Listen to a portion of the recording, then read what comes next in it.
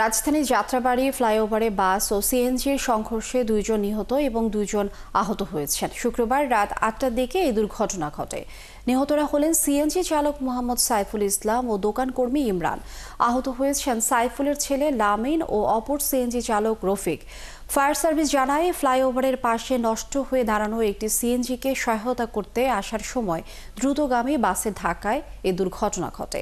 গুরুতর আহতদের উদ্ধার করে রাত 9টার দিকে ঢাকা মেডিকেল কলেজ হাসপাতালে আনা হলে কর্তব্যরত চিকিৎসক সাইফুল ও ইমরানকে মৃত ঘোষণা করেন।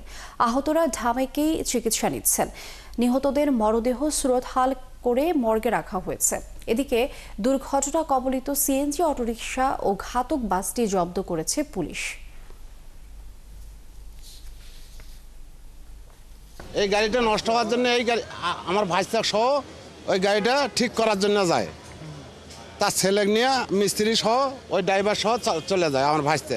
যাওয়ার পরে গাড়িটা যেটা নষ্ট রাস্তার মাঝে ফ্লাইওভারের মাঝে, তো গাড়িটা ঠিক করা যায়, পিছে থেকে অন্য একটা গাড়ি বাজে দুটোটা গাড়ি মারিয়ে দিছে। আমাদের ধারণা যে সিএনজি একটা আরেকটাকে ওভারটেক করার সময় দ্রুত গতিতে আবার পিছন থেকে বাস গিয়ে সিএনজিকে সজোরে আঘাত করে।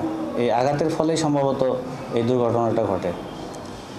যেহেতু আমরা সচক্ষে দেখি নাই, সিসি ফুটেজ যদি সংগ্রহ করতে পারি, সিসি ফুটেজ দেখে আমরা আসলে প্রকৃত ঘটনা কি সেটা জানতে পারবো।